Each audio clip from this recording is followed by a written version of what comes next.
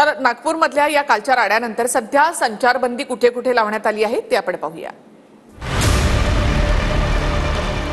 नागपुरातल्या राड्यानंतर 11 ठिकाणी संचारबंदी लागू करण्यात आली आहे। यामध्ये आहे कोतवाली, गणेशपेठ, तहसील, लकडगंज, पाचपावली, शांतीनगर, सक्करदरा, नंदनवन, इमामवाडा, यशोधरा नगर, कपिल नगर या 11 ठिकाणी संचारबंदी लागू करण्यात आली आहे।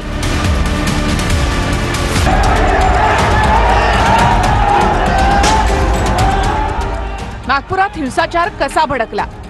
सोमवारी सकाळी 11:30 विश्व हिंदू परिषद बजरंग दलाचं आंदोलन झालं। औरंगजेबची प्रतिकात्मक कबर या ठिकाणी जाळण्यात आली, पण धार्मिक मजकुराचं कापड जाळल्याची अफवा पसरली।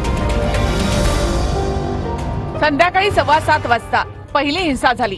अत्तरोड चिटणीस पार्क इथे 200 ते 300च्या जमावाकडून नारेबाजी करण्यात आली। पोलिसांसोबत हुज्जतीनंतर या ठिकाणी दगडफेक सुरू झाली। संध्याकाळी 7:30 वाजता दुसरी हिंसा हंसापुरीमध्ये झाली। चेहऱ्यावर कापड बांधून 200 ते 300 लोकांकडून दगडफेक करण्यात आली। दुचाकींची जाळपोळ करण्यात आली। त्यानंतर शस्त्रानं हल्ला करण्यात आला। रात्री 7:45 वाजता तिसरी हिंसा भालदारपुरा या ठिकाणी झाली। 80 ते 100 लोकांच्या जमावाचा पोलिसांवर हल्ला। एका पोलीस उपायुक्तावर कुऱ्हाडीनं वार करण्यात आले।